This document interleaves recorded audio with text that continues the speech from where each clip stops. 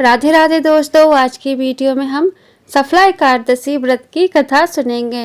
सफला एकादशी व्रत कथा प्रारंभ। प्राचीन समय में चंपावती नगरी में महिष्मान नामक एक राजा राज्य करता था। उसके 5 पुत्र थे, जिसमें सबसे बड़े पुत्र का नाम लुम्पक था। वह बहुत ही दुष्ट और पापी था। वह हमेशा पर स्त्री घमंड में या फिर वेश्याओं के यहाँ जाकर अपने पिता का धन व्यय किया करता था। देवता, ब्राह्मण, वैष्णव आदि सुपात्रों की निंदा करके वह अति प्रसन्न होता था।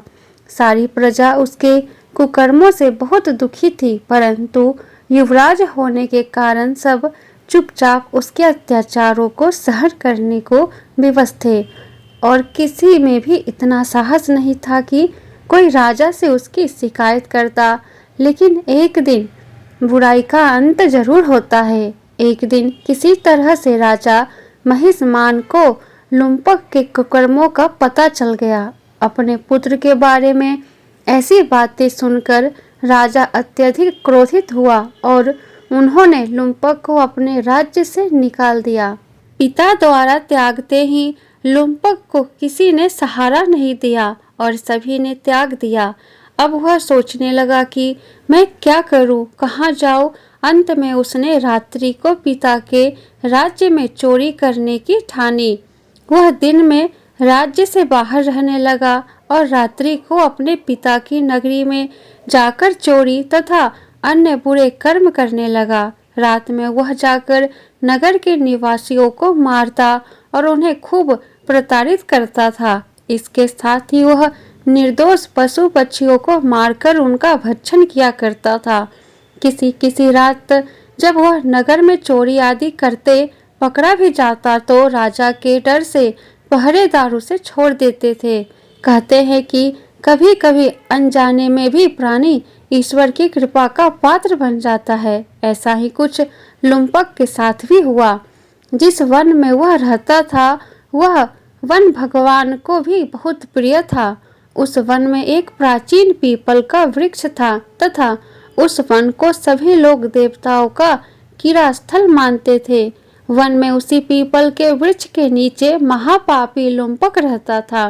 कुछ दिन बाद पौष कृष्ण पक्ष की 10वीं के दिन वह वस्त्रहीन होने के कारण शीत के चलते सारी रात्रि सो नहीं सका। उसके हाथ पैर अकड़ गए। सूर्योदय होते होते वह मूर्छित हो गया। दूसरे दिन एकादशी को मध्याह्न के समय सूर्य की गर्मी पाकर उसकी मूर्छा दूर हुई। गिरता पड़ता वह भोजन की तलाश में निकला। पशुओं को मारने में वह समर्थ नहीं था, अतः पैरों के नीचे गिरे हुए फल उठाकर वापस उसी पीपल वृक्ष के नीचे आ गया। उस समय तक भगवान सूर्य अस्त हो चुके थे। वृक्ष के नीचे फल रखकर कहने लगा, हे भगवान, अब आपके ही अर्पण है ये फल, आप ही तृप्त हो जाइए। उस रात्रि को दुख के कारण रात्रि को भी नींद नहीं आई। उसके इस उपवास और जागरण से भगवान अत्यंत प्रसन्न हो गए और उसके सारे पाप नष्ट हो गए। दूसरे दिन प्रातः एक अति सुंदर घोड़ा अनेक सुंदर वस्तुओं से सजा हुआ उसके सामने आकर खड़ा हो गया। उसी समय आकाशवाणी हुई कि हे राजपुत्र, श्री नारायण की कृपा से तेरे पाप नष्ट हो गए हैं। अब तू अपने पिता के पास जाकर राज्य प्राप्त कर। ऐसी वाणी सुनकर वह अत्यंत प्रसन्न हुआ और दिव्य वस्त्र धारण करके भगवान आपकी जय हो कहकर अपने पिता के पास गया। उसके पिता ने प्रसन्न होकर उसे समस्त राज्य का भार सौंप दिया और स्वयं वन के रास्ते चल दिए। अब लुम्पक शास्त्रानुसार राज्य करने लगा। उसकी स्त्री, पुत्र आदि सारा कुटुंब भगवान नारायण का परम भक्त हो गया।